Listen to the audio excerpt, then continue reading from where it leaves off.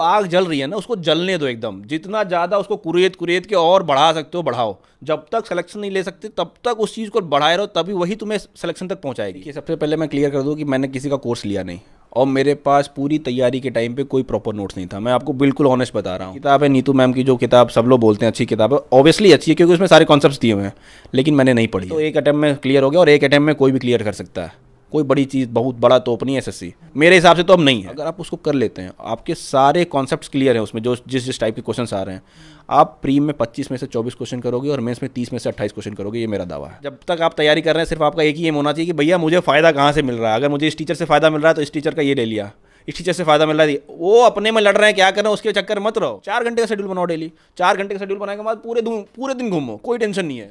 मैं नहीं कहता हूँ कि न्यूज़पेपर पढ़ी, क्योंकि न्यूज़पेपर से पढ़ना सबके बस की बात होती नहीं है, वो बस एक दिन जोश में पढ़ता है आदमी, उसके बाद नहीं पढ़ पाता। इंग्लिश का बहुत बड़ा मिथ है लोगों के बीच में। मुझे बोलते हैं सर, आप बोलते हैं आसान है, मेरे लिए तो आसान नहीं है। मैं आपको बताता हूँ, इंग्लिश 3 चीज़ों से बनता है। ऐसा भी नहीं कि 5 दिन पढ़ा नहीं और जोश में आगे एक दिन 12 घंटे का शेड्यूल बना दिया कि 12 घंटे पढ़ूंगा कल, नहीं, ऐसा सिलेक्शन नहीं होगा। लगता है कि मैं पिछले 9 महीने में लगभग 700-800 मॉक दिया था मैंने उस टाइम पे, और सारी तैयारी उसी से हो गई। क्योंकि अगर आप, इसका स्क्रीन टूटा हुआ है, स्क्रीन गार्ड टूटा हुआ है, ब्लैक स्पॉट पड़े हुए हैं, तो सिलेक्शन के बाद तो देखेंगे कौन 15 लाख दे रहा है और कौन 20 लाख दे रहा है। तो नमस्कार, स्वागत है आप सभी का एक बार फिर से मोटिवेशन फैक्ट्री के शानदार प्लेटफॉर्म पर। आप सभी लोग कहते हैं ना कि वर्दी में ही भैया मोटिवेशन मिलता है, तो आज की इस वीडियो में वर्दी में ही हम इंटरव्यू लेकर आए हैं। हमारे साथ मौजूद है किशन कुमार गुप्ता जी, जो भी एक्साइज इंस्पेक्टर है चेन्नई में। तो आज इनकी जर्नी को हम डिस्कस करने वाले हैं, काफ़ी इंटरेस्टिंग इनकी जर्नी है। और अभी जो हाल ही में आपका एग्जाम होगा, जो जुलाई में एग्जाम होने वाला है SSCGL का प्री, उसके बारे में हम जानेंगे कि आखिर में जो आपके बच रहे हैं अभी कुछ 2-3 महीने बच रहे हैं, तो उन पे हम डिस्कस करेंगे कि कैसे अब तैयारी करी जाए, क्या रणनीति होनी चाहिए सटीक, जो भी आपका भी एग्जाम क्रैक हो और आप भी जल्दी से जल्दी एक्साइज इंस्पेक्टर ऐप जो भी आपकी डिजायर पोस्ट है वो हासिल करें। और आप सभी लोगों के तमाम क्वेश्चंस आ रखे हैं लाइफ को लेकर और आपकी स्ट्रेटजी को लेकर, किस तरीके से एक एस्पिरेंट का जीवन होना चाहिए कि वो आसानी से एग्जाम क्रैक कर पाए। क्योंकि जब तैयारी के दौरान बहुत सी मुश्किलों का सामना करना पड़ता है, जो कि भाई झेल के बैठे हैं, तो उनका एक्सपीरियंस है, आपको अच्छे से समझा सकते हैं, गाइड कर सकते हैं। तो ये वीडियो ओवरऑल बहुत ही शानदार होने वाला है, बहुत कुछ सीखने को मिलेगा, मोटिवेशन तो भर भर के मिलेगा। तो इस वीडियो को अभी से लाइक कर दीजिए, चैनल पर नए हो चैनल को सब्सक्राइब कर लीजिए। आप सभी लोगों के कोई भी क्वेरीज होते हैं, आप डायरेक्ट मुझे इंस्टाग्राम पर मैसेज कर सकते हो, उसका लिंक आपको डिस्क्रिप्शन में मिल जाएगा। बाकी आप कमेंट में भी कमेंट करके पूछ सकते हो, जो भी आपकी बातें होती है। सभी लोग तहे दिल से आमंत्रित हैं कमेंट बॉक्स में, खुले मन से, खुले विचारों से आप जो भी आप कमेंट करना चाहते करें, हम उसका रिप्लाई देने की कोशिश करेंगे। सर भी अवेलेबल रहेंगे कमेंट बॉक्स में, सर का भी चैनल है, वो भी आप सब्सक्राइब कर लेना, उसका लिंक भी डिस्क्रिप्शन में मिल जाएगा। और कमेंट पर भी आपको ये रिप्लाई देते रहेंगे, अगर उनको लगता है कुछ इंपॉर्टेंट तो आपको वहीं आपको रिप्लाई कर देंगे। तो सर बहुत बहुत स्वागत है आपका मोटिवेशन फैक्ट्री पर। तो कैसे हैं आप? और मैंने तो आपके बारे में बता ही दिया, थोड़ा बहुत आप भी बता दीजिए अपने मुँह जुबानी। दिया आपने, बस ये जान लीजिए कि एक छोटे से गाँव से उठ के आया हूँ मैं भी। कोई बहुत बड़ा फैमिली बैकग्राउंड नहीं है, और इस सितारे तक पहुंचने के लिए मेहनत भी लगी है, और कोई बहुत कठिन काम नहीं है, आप भी पहुंच सकते हैं। कुछ स्टेप्स हैं लाइफ के, उनको आपको एक सही टाइम पे उसको फॉलो करना है। तो उसके बारे में जानेंगे। मेरा नाम किशन गुप्ता, जैसा कि आप जानते हैं, बता दिया साहब ने। तो आप तो साहब ही हैं। तो सेंट्रल एक्साइज इंस्पेक्टर हूँ मैं, जिसको आप GST इंस्पेक्टर बोलते हैं, क्योंकि सेंट्रल एक्साइज ख़त्म हो गया, GST जब से आया हुआ है। चेन्नई में पोस्टेड हूँ, बढ़िया लाइफ कट रही है, अच्छी नौकरी चल रही है, माँ बाप सब खुश हैं, दोस्त सब अच्छे हैं, सब राजी खुशी चल रहा है, एक नंबर लाइफ चल रही है। बस आ गए आपसे मिलने के लिए। थैंक यू, आप हमसे मिलने के लिए इतने दूर से आए। ओके, चलिए आप थोड़ा अपने बारे में और बताओ, आपका बैकग्राउंड के बारे में, बचपन के बारे में, कैसी पढ़ाई लिखाई हुई, कहाँ पर आप रहे, और फिर आपके एग्जाम पर हम आएंगे, कब आपने अटेम्प्ट किया। तो दिलदार नगर एक गाँव का नाम है, गाजीपुर में पड़ता है ये। मेरा जन्म वहीं हुआ, और मेरे माता पिता पढ़े लिखे थे, तो उनको लगा कि भाई बच्चों को पढ़ाना ज़रूरी है। तो वहाँ पे कुछ ऐसी सुविधाएं नहीं थे पढ़ाने के लिए, तो मुझे बनारस भेज दिया गया पढ़ने के लिए 2004 में, जब मैं 7-8 साल का होऊंगा तभी। तो तब से मैं अपने कभी रिलेशन के में रहा, कभी बाहर कमरा लेके रहा, ऐसे ऐसे पूरा स्ट्रगल चला। स्कूलिंग मेरी बनारस से हुई सारी, उसके बाद कॉलेज भी मेरा सारा बनारस से ही हुआ। महात्मा गांधी काशी विद्यापीठ से मैंने BSc किया, मैथ्स फिजिक्स केमिस्ट्री तीनों सब्जेक्ट में ही। उसके बाद मुझे ये मोटिवेशन पढ़ाई का और तैयारी करने का तब आया जब मैंने अपने भैया को देखा। वो AA है, अभी कैग में पोस्टेड है, कोलकाता कैग में। तो उसके लाइफस्टाइल को देख के मुझे लगा कि यार सरकारी नौकरी में तो दम है भाई, क्योंकि जब मैं उसकी शादी में गया तो 4-5 sir sir sir sir oh my God. तो उस समय मैंने डिसाइड कर लिया था कि करना तो सरकारी नौकरी है।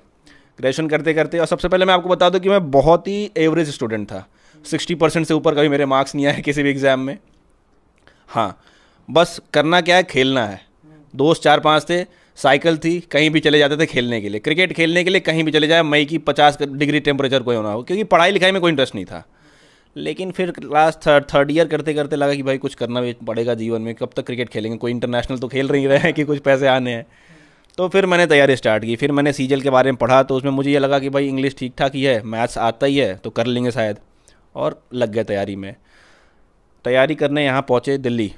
पिताजी का बहुत ज़्यादा सपोर्ट रहा बचपन से ही, क्योंकि जो लोग मुझे जो स्टॉक पे देखे होंगे वो मेरी कहानी जानते हैं पीछे की क्या रही है। तो पिताजी का सपोर्ट हमेशा ही रहा। उन्होंने बोला कि ग्रेजुएशन हो गया बेटा, अब तुम चले जाओ दिल्ली, जाके तैयारी करो, क्योंकि माँ बाप को तो यही लगता है कि दिल्ली में तैयारी होती है। सच्चाई ये है नहीं, तैयारी आप कहीं भी कर सकते हैं। हाँ, तो मैं यहाँ पहुँचा, और आप विश्वास नहीं करेंगे अंकित जी कि 2018 में पहली बार मुझे स्मार्टफोन मिला था, फर्स्ट टाइम। वीवो का था, 1603 मॉडल था वो। पापा ने बोला बेटा बाहर जा रहे हो तो एक स्मार्टफोन लेके जाओ कम से कम। स्मार्टफोन लेके आया मैं यहाँ पे, केडी कैंपस में एडमिशन ले लिया, क्योंकि KD campus was the big बून।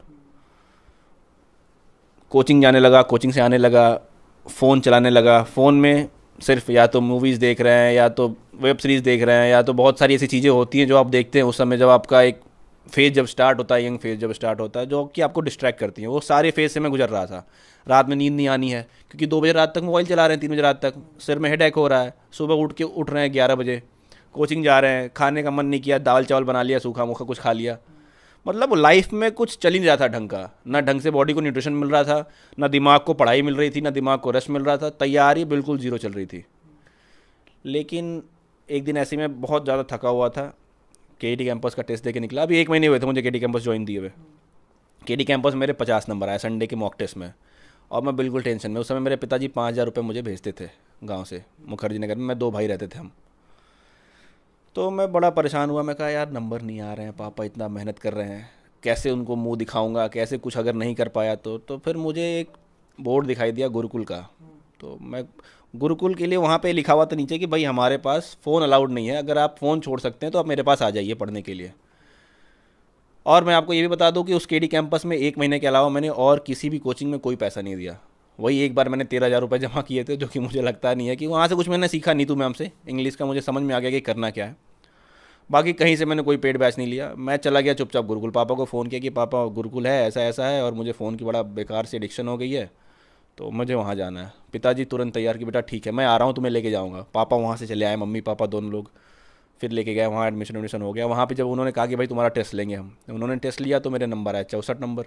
बोल रहा हूँ लेंगे ही नहीं भाई, आपके 64 नंबर आ रहे हैं, तैयारी कैसे होगी। मैं बोला सर आप ले लो, मैं तैयारी करूँगा, मेहनत करूँगा। तो उन्होंने रख लिया। फिर तो मेरी जो पढ़ाई हुई वहाँ पे 7-8 महीने की पढ़ाई हुई कंप्लीट। वहाँ पे फ़ोन अलाउड नहीं था। फ़ोन वहाँ पे संडे को मिलता भी था, लेकिन मैं लेगा ही नहीं था, क्योंकि मैंने यहाँ से जाने से पहले ही ठान लिया था कि जब तक सिलेक्शन नहीं होगा तब तक मैं फ़ोन नहीं लूँगा। अभी मेरा टेबल पे फ़ोन रखा हुआ, मैं आपको लाइव दिखाता हूँ कि मेरे फ़ोन की क्या हालत है। ये मेरा फ़ोन है, आप इसको जूम करके दिखाइए। इसका स्क्रीन टूटा हुआ है, स्क्रीन गार्ड टूटा हुआ है, ब्लैक स्पॉट पड़े हुए हैं, सब कुछ, लेकिन मुझे इसका कोई यूज़ ही नहीं है, क्योंकि मैंने इसकी आदत छोड़ दी है बिल्कुल। ये आपका सबसे बड़ा प्रॉब्लम है आपके तैयारी के टाइम पे। अगर आप इससे दूर है ना तो आपका सिलेक्शन 50% ईजी हो गया है।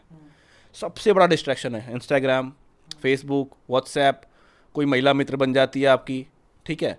और फिर बहुत सारे ख्यालात आते हैं। जब आप एक यंग फेज से, जब आप 18-19 साल के ऊपर चलते हैं तो आपके सारे हार्मोन सिस्टम एक्टिव होते हैं, तो आपको कुछ ऐसी चीज़ें करने के लिए बोलते हैं जो आपको उस समय पे नहीं करना चाहिए। क्योंकि अगर आप देखें, हमें दयाराम साहनी जी ने क्यों बोला था कि गो बैक टू वेदास। हाँ, जब आप 13 साल के होते थे, पहले हमारे पहले के हिंदू धर्म में जब 13 साल का बच्चा होता था तो 13 साल से लेकर 25 साल तक उसको गुरुकुल में रहना होता था। क्यों रहना होता था? क्योंकि उनको उन्हीं सारे डिस्ट्रैक्शन से बचाना होता था कि जिससे उनके लिए सबसे ज़्यादा घातक हो सकती है। 13 साल तक कोई लड़का जानता ही ना था कि लड़की क्या होती है या कुछ हार्मोन्स बॉडी के क्या होते हैं। उनको बस ये होता था कि भाई मुझे शिक्षा ग्रहण करनी है और कुछ नहीं, कोई डिस्ट्रैक्शन नहीं है। मैं बस एक चीज़ को पॉइंट नहीं कर रहा हूँ, लेकिन मैं कह रहा हूँ कि बहुत सारे डिस्ट्रैक्शंस हैं लाइफ में। उनसे बचने के लिए आपको कहीं ना कहीं अपने आप को आइसोलेट करना पड़ेगा अगर आप सरकारी नौकरी की तैयारी कर रहे हैं। क्योंकि जो कंपटीशन इस समय चल रहा है ना, अगर आप बैठ के तैयारी नहीं करते हैं कहीं 1 साल 10 महीने नहीं निकल पाएगा। अभी आपने मुखरी नगर की जब आप बात बता रहे थे तो आपने एक बात मेंशन करी कि हाँ सिर्फ पढ़ाई अकेले नहीं होती, सिर्फ पढ़ाई अकेले नहीं होती, और भी एक्टिविटीज़ होती है। तो बहुत सारे बच्चे इस वीडियो को देख रहे हैं, वो मुखरी नगर आके रह के तैयारी करना चाहते हैं, जैसा कि आप शुरुआत में आए, क्योंकि मुखरी नगर में लाखों बच्चों की भीड़ है। आज भी आप मुखरी नगर में घूम के आए होंगे तो आपने देखा होगा। तो उनको बताओ कि पढ़ाई के अलावा और क्या क्या चीज़ें होती हैं जिनमें बच्चे पढ़ के अपना जीवन बर्बाद कर लेते हैं या फिर अपना समय बहुत ज़्यादा बर्बाद करते हैं, 2 साल 4 साल हो जाती है। मैं आपको और दूसरी बात कि मुखईनगर आना कितना ज़रूरी है, और तीसरी बात उसमें मैं एक और ऐड करूंगा, क्या इस फ़ोन को, जो आपने बताया कि ये डिस्ट्रैक्शन है, कि इस फ़ोन को यूज़ करके बहुत सारे बच्चे इस फ़ोन को हथियार बना के घर से गांव से रह के सिलेक्शन भी ले रहे हैं, तो उनके लिए भी आपका क्या कहना है? तो ये 3-4 सवाल जो मैंने इकट्ठे पूछे, इनको एक बार आप बताओ। सबसे पहले मैं आपके आखिरी सवाल का बताता हूँ, जो मुखर्जी नगर आना जरूरी है और फ़ोन के बारे में। देखिए, अगर आपके पास फ़ोन है तो हर चीज़ का एक प्रॉस होता है, कौन होता है। अगर आप प्रॉस लेंगे तो आपको फ़ायदा करेगा, अगर आप उसके कौन की तरफ जाएंगे, नेगेटिविटी की तरफ जाएंगे, तो आप नेगेटिव होंगे।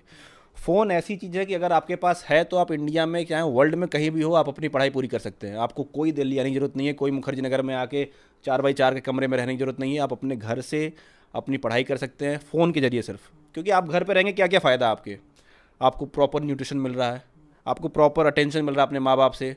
क्योंकि बच्चे जब तैयारी करने बाहर आते हैं ना, तो उनके साथ उन समय कोई होता नहीं है, वो क्या क्या चीज़ें फेस कर रहे हैं वो दिखता नहीं है। माँ रात में सुबह फ़ोन करके पूछ ली, बेटा खाना खा लिया, क्योंकि माँ को और किसी चीज़ की चिंता नहीं है। बेटा खाना खाया नहीं है, लेकिन फिर भी बोल देता है हाँ मम्मी खा लिया हूँ, क्योंकि माँ परेशान ना हो, लेकिन वो खाना तो खाया नहीं है। अब उसके दिमाग में एक और चीज़ चली गई, यार खाना नहीं खाना, अभी खाना बनाना है, अभी ये करना है। तो इसका बहुत अच्छा यूज़ भी है अगर आप घर से रह के पढ़ाई करते हैं, क्योंकि हर चीज़ अवेलेबल है फ़ोन पे, और आपका सही यूज़ करते हैं, तो आप बहुत ही, आपका जो तैयारी का जो सफ़र है ना, बहुत आसान हो सकता है। कहीं आपको इधर उधर भटकने की जरूरत नहीं है। इसीलिए कहूँगा, अगर आप फ़ोन यूज़ कर रहे हैं ना, उसका सही यूज़ करिए, पढ़ाई करिए, उसमें कुछ रखिए ही मत जिससे आप डिस्ट्रैक्ट हों। और अगर आपको डिस्ट्रैक्शन आती है तो आप आराधना की तरफ जाइए, भक्ति की तरफ जाइए, माँ बाप की तरफ जाइए, बचे रहेंगे। क्योंकि एक टाइम होता है जब आपको 6-7 महीने आपको खुद को देना पड़ेगा। मैं आपको एक बार फिर से बताऊँगा कि अगर आप तैयारी 21 साल की उम्र में कर रहे हो या तैयारी आप 28 साल की उम्र में कर रहे हो, आपको 1 साल देना ही पड़ेगा। 21 साल में करेंगे तो 22 साल में नौकरी लग जाएगी, दिमाग उस समय तेज़ रहता है, सब कुछ फ्रेश रहता है, आसानी होगी। 28 साल की उम्र में कर रहे हैं तो 2 साल और लगेंगे, लेकिन अगर आपको तैयारी करनी ही पड़ेगी। आप ये सोचेंगे कि थोड़ा थोड़ा पढ़ के ये भी कर लूँ वो भी कर लूँ, नहीं हो पाएगा, आपको एक बार करनी है। अभी आपकी तैयारी पे आ जाते हैं कि आपने कब से सीरियस तैयारी कब से स्टार्ट करी, और कौन से अटेम्प्ट में आपको ये स्टार मिले, आपको कितने अटेम्प्ट आपने दिए, उस तैयारी के फेज़ को थोड़ा बताओ। तैयारी मैंने स्टार्ट की थी 2018 में, और ये मेरा 19 पहला अटेम्प्ट था। 18 का प्री दिया था, मेरा क्वालिफाई नहीं हुआ था, क्योंकि उसमें तैयारी कर रहा था, मैं 3rd ईयर में था। उसके बाद जब मेरा रिजल्ट आ गया, सब कुछ हो गया, तो मैंने 19 का पहला अटेम्प्ट दिया था, और पहला अटेम्प्ट में ही मैंने सिलेक्शन ले लिया। फर्स्ट अटेम्प्ट में ये मेरा सितारा आ गए थे, लेकिन बस ये लेट इसलिए हो गया क्योंकि बीच में कोविड आ गया, उसके बाद सीजन 19 पे केसेस भी चल रहे थे, तो इस वजह से इतना ज़्यादा लेट हो गया। नहीं तो एक अटेम्प्ट में क्लियर हो गया, और एक अटेम्प्ट में कोई भी क्लियर कर सकता है। बस आपको अपने 8-9 महीने 10 महीने प्रॉपर देने हैं।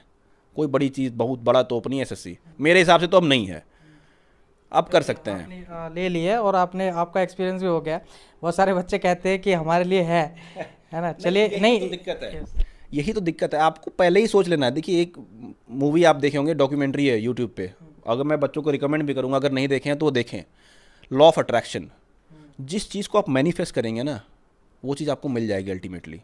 आपके दिमाग में वो चीज़ चलती नहीं चाहिए, नहीं मुझे ये करना ही है, मुझे ये करना ही है, वो आपको मिलेगी। उसी को लॉ ऑफ अट्रैक्शन बोलते हैं। जिस चीज़ के बारे में आप बहुत ज़्यादा सोच रहे हैं, जैसे उसमें बोला था ओम शांति ओम में, सुना होगा आपने, सिद्धार्थ वाला क्या डायलॉग था वो, तो वो सच में वो डायलॉग है, वो रियल चीज़ है। नेचर जो है ना, आपको उस चीज़ को देने के लिए पूरी कोशिश करता है, अगर आप उस चीज़ को मैनिफेस्ट करें तो मैनिफेस्टेशन बहुत ज़रूरी है। वो जिस चीज़ को आप शिद्दत से चाहते हो, सारी कायनात आपको मिलाने की कोशिश करती है। बिल्कुल। अभी आपकी स्ट्रेटजी पर हम आ जाते हैं, किस तरीके से आप पढ़ाई करते थे, और सब सीरियस आप पढ़ रहे थे, कैसा आपका रूटीन रहता था, और फिर हम सब्जेक्ट वाइज भी जानेंगे कि मैथ को कैसे पढ़ना है, जीके जीएस को कैसे पढ़ना है।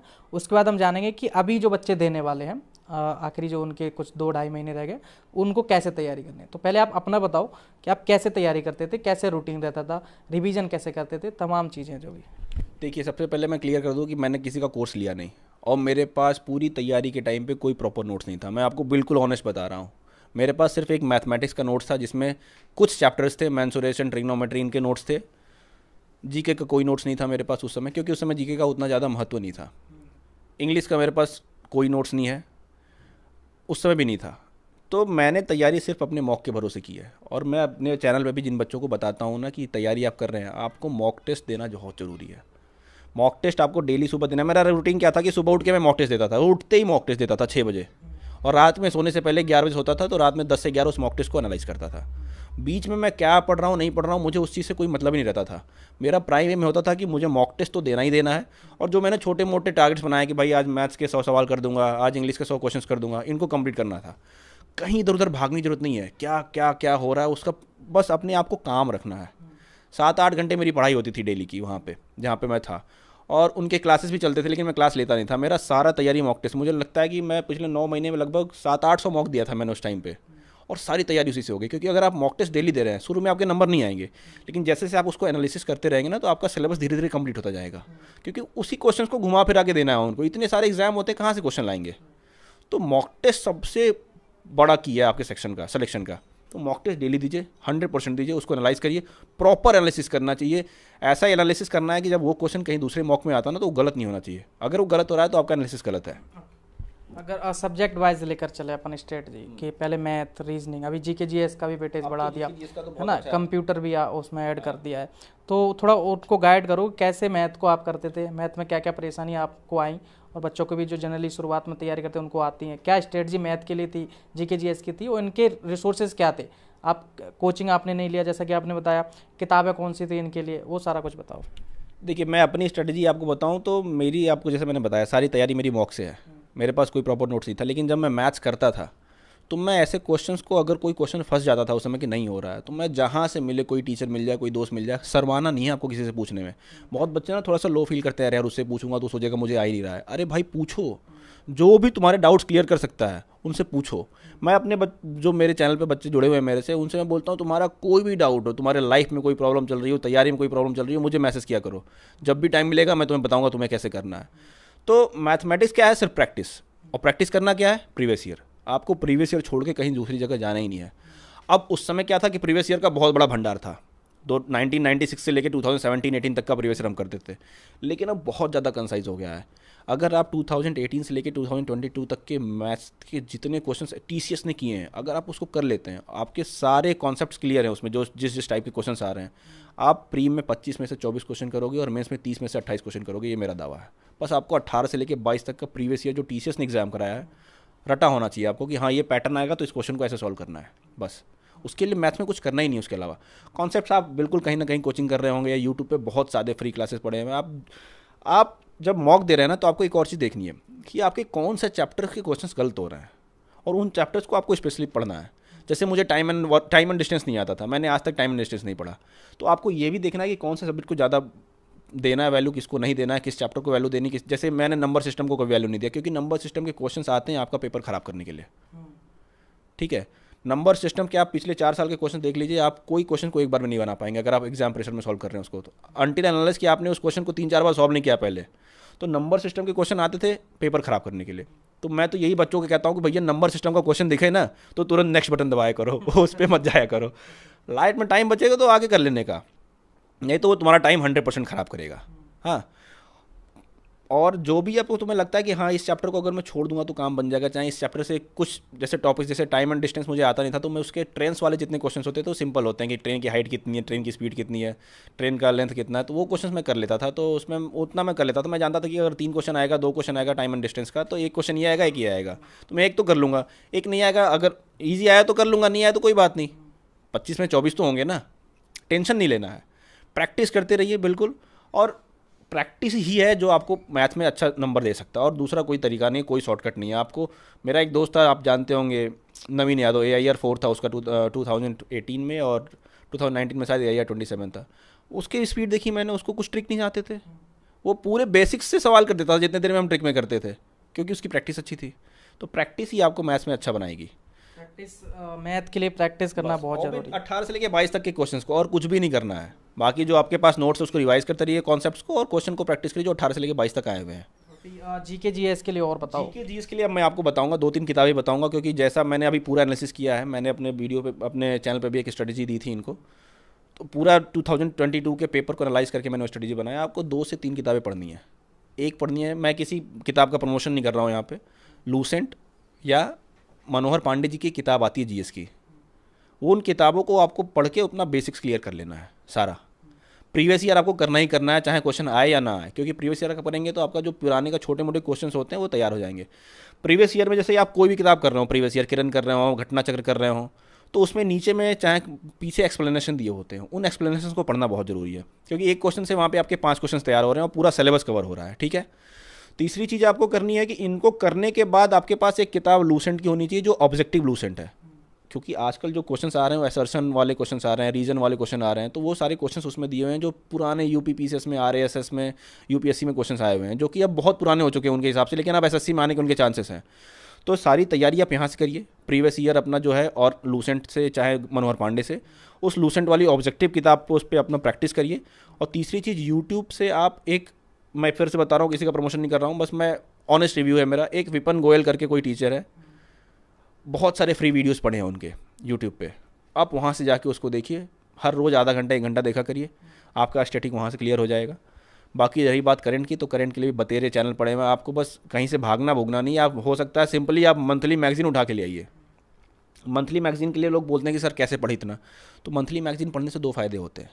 एक तो फ़ायदा होता है कि आप कंप्लीट करंट से गो थ्रू हो रहे हैं, कि आपका करंट तैयार हो रहा है, और दूसरी फ़ायदा होती है कि आपका इंग्लिश का रीडिंग अच्छा हो रहा है, क्योंकि इंग्लिश में रीडिंग ही सबसे ज़रूरी। जब मैं इंग्लिश की अभी बात बताता हूँ आपको, क्या है, क्या मिथ है, किस चीज़ में जो लोग जी रहे हैं, तो जो अभी आप मैगजीन ला रहे हैं महीने की, उसको इंग्लिश में ले आइए, उसको पढ़िए, करंट भी तैयार होगा आपका साथ साथ, और आपकी इंग्लिश की रीडिंग भी हो जाएगी। आपको कोई अलग से न्यूज़पेपर पढ़ने की जरूरत नहीं है, कोई अलग से नॉवल पढ़ने की जरूरत नहीं है, 2 फ़ायदे हो जाएंगे उससे।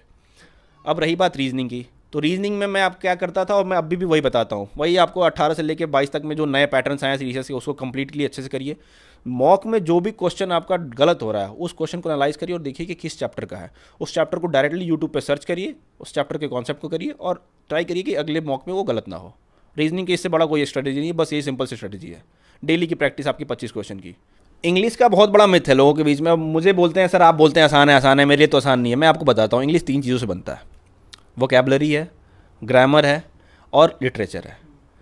इन तीन चीज़ों में से अगर आपके पास 2 चीज़ है ना, आप इंग्लिश में अच्छा स्कोर करोगे। आपको मैं बता दूं कि सबसे अच्छी किताब है नीतू मैम की, जो किताब सब लोग बोलते हैं अच्छी किताब है, ऑब्वियसली अच्छी है क्योंकि उसमें सारे कॉन्सेप्ट्स दिए हुए हैं, लेकिन मैंने नहीं पढ़ी है। मैंने स्टार्टिंग में पढ़ी थी उसको 2018 में पहली बार, उसके बाद मैं पढ़ता हूँ, पहला चैप्टर वर्ब है शायद, पहला चैप्टर वर्ब है, दूसरा चैप्टर टेंस है, तीसरा चैप्टर कंडीशनल सेंटेंसेस है। मैंने 4 बार ट्राई किया, मैं कंडीशनल सेंटेंस तक ही पहुँच पाया हूँ, उसके आगे नहीं गया हूँ। तो लोग कहते हैं सर कि आपकी है, चाहे आपका बिल्ड हुआ होगा सीबीएसई बोर्ड का, ऐसा है वैसा है, नहीं, आपको अपनी रीडिंग बिल्ड करनी है। जितनी अच्छी रीडिंग होगी आपकी, उतना अच्छा स्कोर होगा आपका।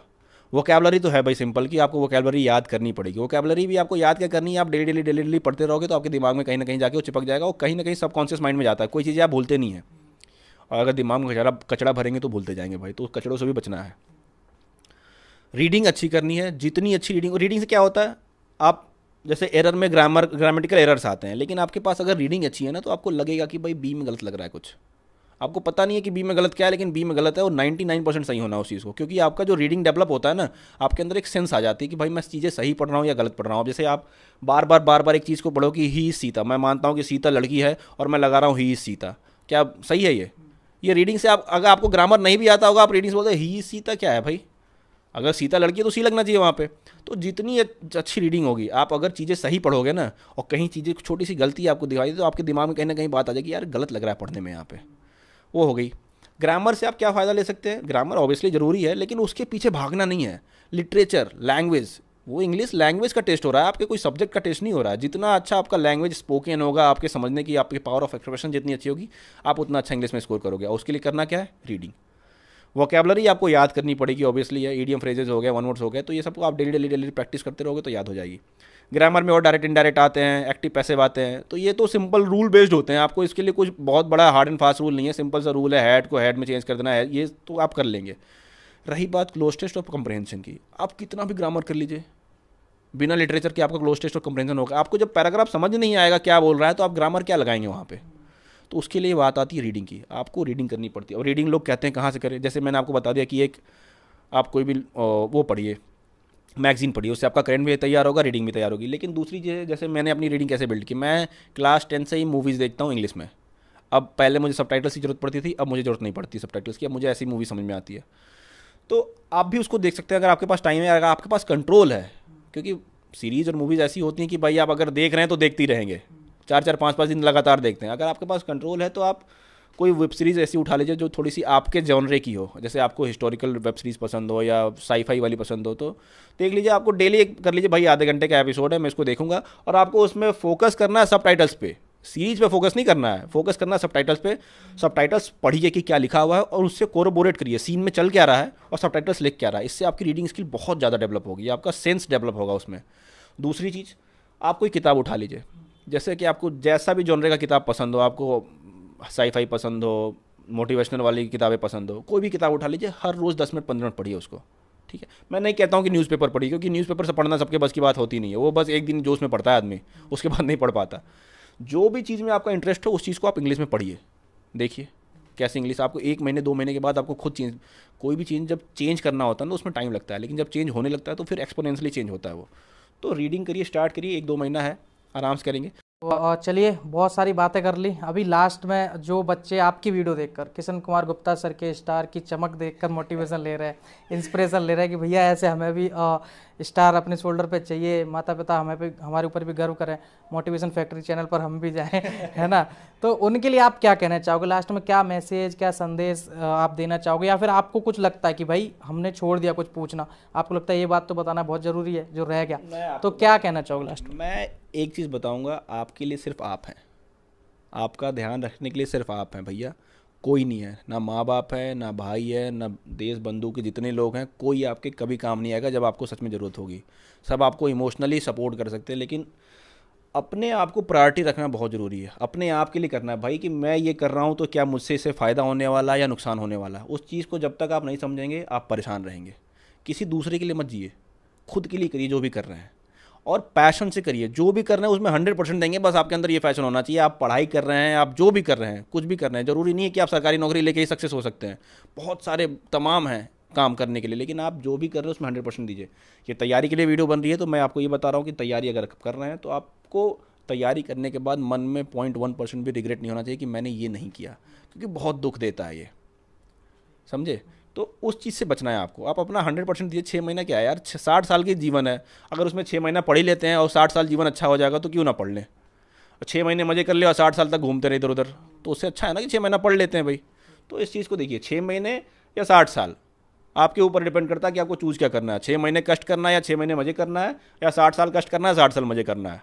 बस मैं तो यही समझाता हूँ बच्चों की, भाई यही है भाई, जो है अपने आप को 6 महीने दो, अच्छी नौकरी लो, सब कुछ अच्छा हो जाता है। देखिए प्रॉब्लम कभी ख़त्म नहीं होंगी, लेकिन आपके पास अगर नौकरी हो जाएगी तो आपके पास दूसरी तरीके की प्रॉब्लम्स आ जाएंगी। फिर फाइनेंशियली आप स्टेबल हो जाओगे, सोसाइटी में स्टेटस हो जाएगा, लेकिन फिर दूसरी तो जब आएंगी तब देखेंगे। प्राइम फोकस तो भी यही है ना, प्रेजेंट में देखना है। आप no amount of anxiety change the future. मैं तो ये जानता हूँ, आप कितना भी परेशान हो जाओ आपका फ्यूचर चेंज नहीं हो सकता। आपको प्रेजेंट में रह के काम करना है ताकि फ्यूचर अच्छा हो सके। चलिए किशन भाई, काफ़ी अच्छा लगा आपसे मिलकर। बहुत कुछ सीखने को मिला। जिस तरीके से एस्पिरेंट्स को आपने गाइड किया, बहुत कुछ बताया, बहुत बातें करी हमने इसमें, लाइफ को लेकर, स्टूडेंट्स क्या क्या प्रॉब्लम फेस करते हैं, स्ट्रेटजी को लेकर, यूट्यूब पर अभी क्या चल रहा है उस पर भी हमने चर्चा करी। तो उम्मीद करते हैं आपको बहुत कुछ सीखने को मिला होगा, बहुत मज़ा आएगा ये इंटरव्यू देखकर। और जैसा कि मैंने बीच में भी कहा, अभी भी मैं कह रहा हूँ कि सर का भी एक चैनल है, यूट्यूब चैनल, वो उसको भी आप सब्सक्राइब कर लेना। और उम्मीद करूँगा कि वहाँ भी आपको अच्छा कंटेंट मिलेगा। मैं सर से भी रिक्वेस्ट करूँगा कि उनको अच्छा ही कंटेंट दें, जैसा कि यूट्यूब पर जो चल रहा है उससे हट के दें।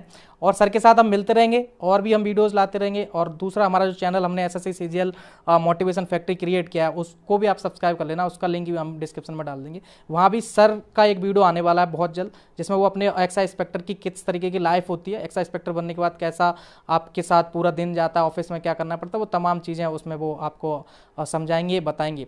तो फालतू की चीज़ों से बचना है। मोटिवेशन फैक्ट्री चैनल पर बहुत सारे टॉपर्स के इंटरव्यूज़ हैं। मोटिवेशन फैक्ट्री चैनल को सब्सक्राइब कर लो, वहाँ पर उन वीडियोज़ को देखो, सीखो, मोटिवेशन लो और अपनी तैयारी में लगातार लगे रहो। उम्मीद करते हैं आप भी जल्दी मोटिवेशन फैक्ट्री के प्लेटफॉर्म पर होंगे, हमारे साथ बातचीत कर रहे होंगे और आने वाले बच्चों को गाइड कर रहे होंगे। तो यहाँ तक वीडियो देखने thank you so much. Bye bye and take care.